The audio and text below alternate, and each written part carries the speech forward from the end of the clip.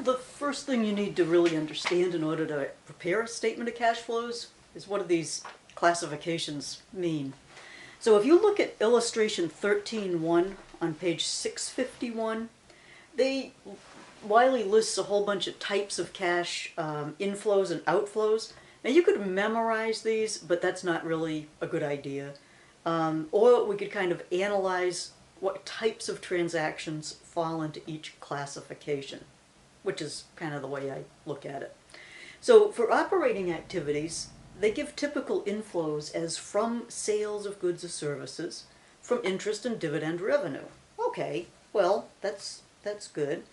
And then outflows, if we're paying suppliers for inventory, okay, employees for wages, government taxes, and lenders for interest, and for others for expenses.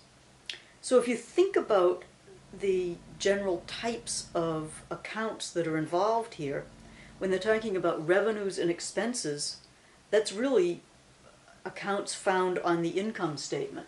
So when we do when you look for operating activities, if it's on the income statement, it's going to be in the operating, classified in the operating section. So that would include revenues, expenses,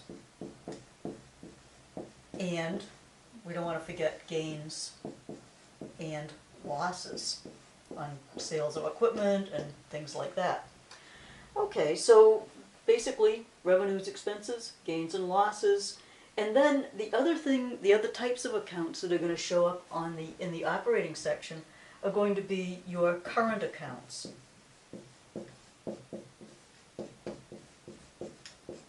So that's going to be your current assets and your current liabilities.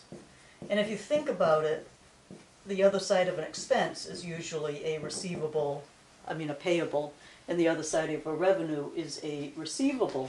And so when we go to classify things as operating, these are the types of accounts that are going to be listed in that section.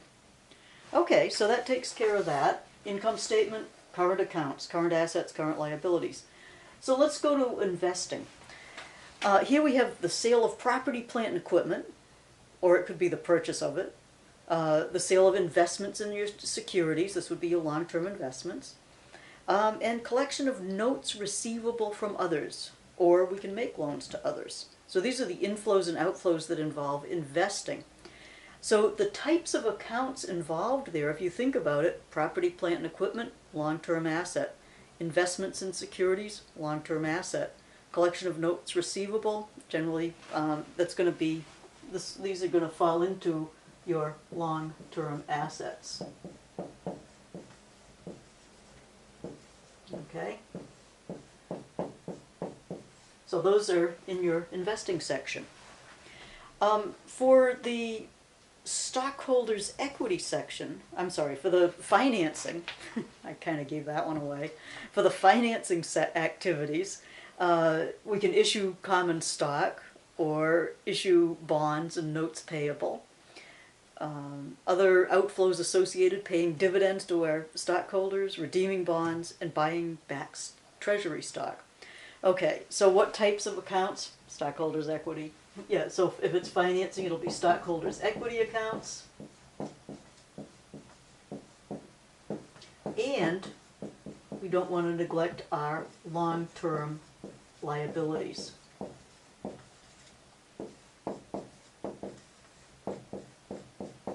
And this will also make more sense once we start to do this. But if you have these general categories down, then it makes it a whole lot easier than trying to say, oh, I wonder, which does this go into? Then the non-cash investing and financing, these are activities that don't involve cash. So we could issue stock for land, or we could issue bonds for some equipment that we bought, or some property, plant, and equipment. We could convert stock to bonds. all of these things do not involve cash. And I'm sure, or exchanging one asset for another. Oh, you could do a long-term, you could do a note payable, long-term note payable for equipment. We're not going to get all that technical on this, but you do need to be aware of it. So these are your basic 4 categories on the statement of cash flows.